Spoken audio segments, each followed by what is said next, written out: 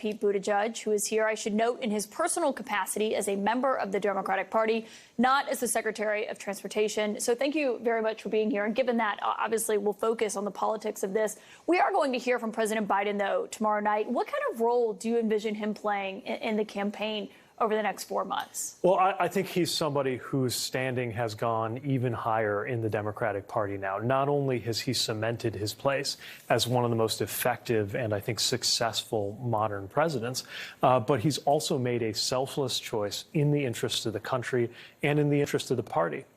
But he's also, I think, very focused, at least I expect to hear from him, a focus on the remainder of this term when there still is a huge amount of work to be done. And I think he'll lay out that vision in addition to one for the party. He really will be speaking as somebody who can command so much respect in the party and across the nation. Yeah, and he said he plans to be on the campaign trail. But when it comes to Harris herself, a few years ago, you were running in the Democratic primary against Harris. You believed that you were best positioned to beat Donald Trump. Why do you think Vice President Harris is the best candidate to beat Donald Trump now? Well, I think we've seen it even just in the last 48 hours, the speed with which she has brought the party together and the energy with which she has not just, as she sometimes says, prosecuted the case against Donald Trump, but also begun to lay out the kind of vision that is going to make Americans better off. It's a phenomenal contrast between President Trump, who is consumed by his own past, and Kamala Harris, who is talking about our future. I also really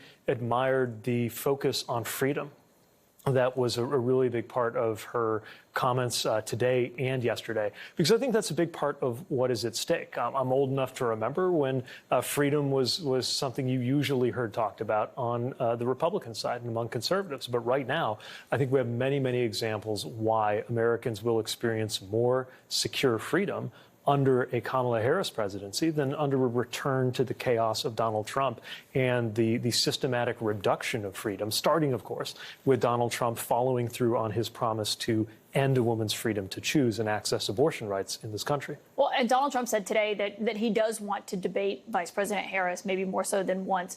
One of the issues that only after backing out of the debate he already agreed to, though, right? Somehow today he has an issue with doing it with ABC. Right, but he didn't when he agreed to it in the first place, right? I think the interesting thing about this is what changed from when he said he was ready to do an ABC debate and when he now says he's not.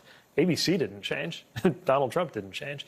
But there's a new candidate, and clearly he hesitates to debate her on the exact same terms that he thought so you think would be okay.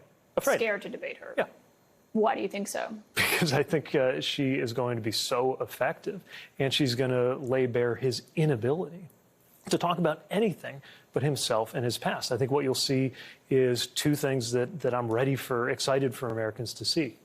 Yes, the contrast, the way, as she laid out very powerfully, she, as a prosecutor who has defended people from people like Donald Trump, is going to remind everybody about that record, but also a contrast in governing records. She's going to be, I think, very effective in reminding Americans that on issue after issue, they already agree with us. They already agree with her and Democrats. Americans agree with Democrats and disagree with Donald Trump on taxes and his agenda of tax cuts for the rich.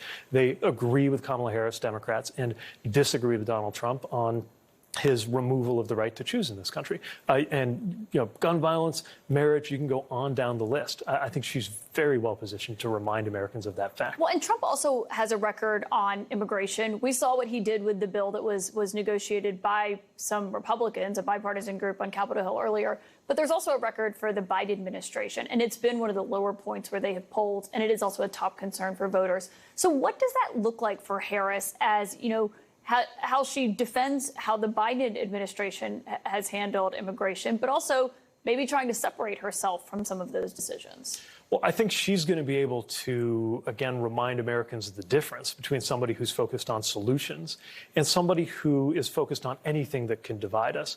This bipartisan immigration bill that Donald Trump helped to kill would have made a difference at the border. And it was negotiated, by the way, with very conservative Republicans as well as Democrats.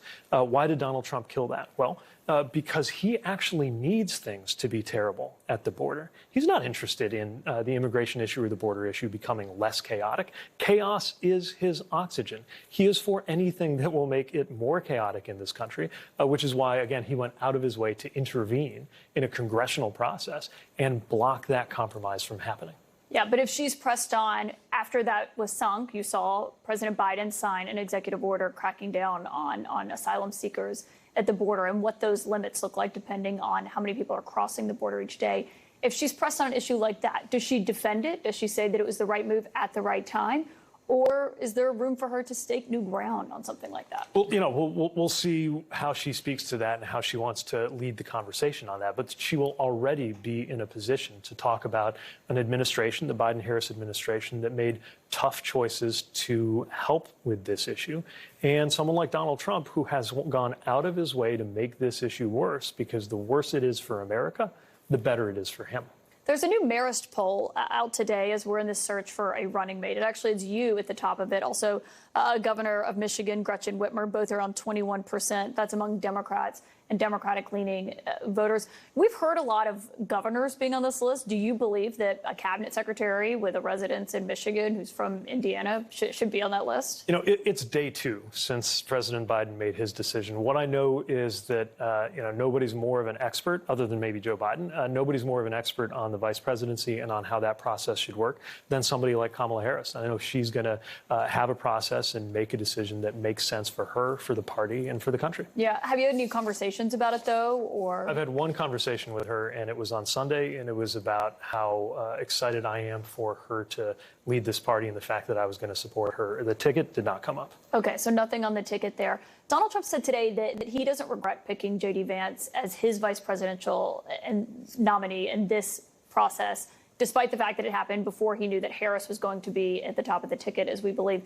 Do you think that there's someone she could pick as her vice president that would make him regret that choice? Well, again, that's going to be her call, her process. But what I will say is that the choice of J.D. Vance is a regrettable choice, because he's somebody who was at his most convincing and effective when he talked about how unfit for office Donald Trump is. And he has not explained any reason, other than, of course, his obvious interest in power, why he would have changed his mind on that. Remember, J.D. Vance's whole identity is that he is connected to Appalachia, a place that is being hurt so profoundly by the opioid crisis. So the fact that he didn't just refer to Donald Trump's most negative things someone connected to Appalachia could possibly say about a politician. And that was in public, right? In private, he was comparing him to Hitler, reportedly.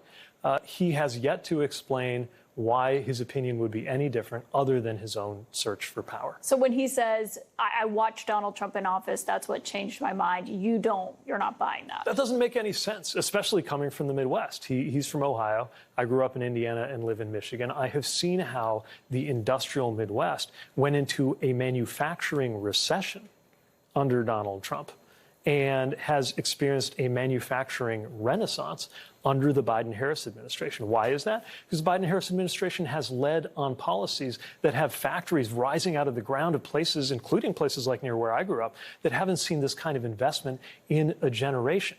How could J.D. Vance or anybody else initially think that Donald Trump is a disaster, watch him lead the country into a manufacturing recession? This is, by the way, before COVID, let alone everything that happened through the mismanagement of COVID, and then say, oh, now I've seen the light. He's a great leader, and I want to be on his team. I think we all know why J.D. Vance changed his mind. Do you think Harris will be able to appeal to those, skeptical working-class voters in a Michigan, in a Wisconsin, in a Pennsylvania? Those are voters that Biden had real crossover appeal with them in 2020. Do you think Harris will be able to have that outreach to them? Yes, and I think the reason is, again, that most voters where I come from agree with her on most issues. We talked about taxes, right? The Republican Party, whether we're talking about Donald Trump or J.D. Vance, despite the kind of faux populism, they are about tax cuts for the rich and for corporations. One of the few promises that Donald Trump actually kept was the one to cut taxes for the rich. That's what they're about. And by the way,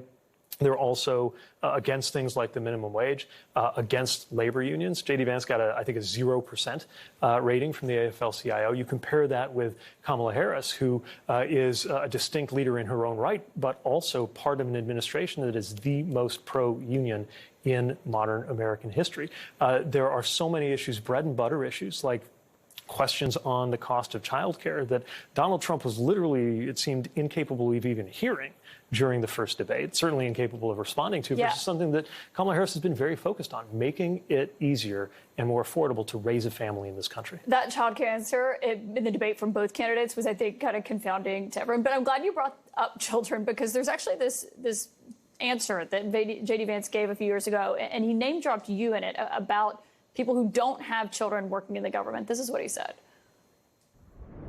It's just a basic fact. You look at Kamala Harris, Pete Buttigieg, AOC, the entire future of the Democrats is controlled by people without children.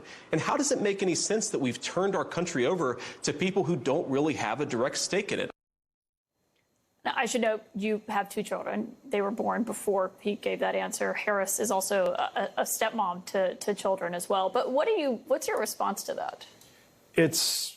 I mean, you know, the really sad thing is he said that after Chasten and I had been through a fairly heartbreaking setback in our adoption journey. He couldn't have known that, but maybe that's why you shouldn't be talking about other people's children. And it's not about his kids or my kids or the vice president's family. It's about your family, people's families whose well-being will depend on whether we go into a future led by somebody like Kamala Harris, who is focused on expanding the prosperity, the freedom, the well-being of our families. And by the way, especially if you have kids and you're worried about climate, choosing between a party that has a plan on climate that creates jobs and a party that still calls it a hoax, even as we went through the hottest day in world history. Or do you want your children to grow up in a country defined by a return to the chaos and recrimination and cruelty that was the hallmark of the Trump era? Pete Buttigieg, thank you for your time tonight. Thank you. It's great to hear from you. Great to have you on The Source. Appreciate it.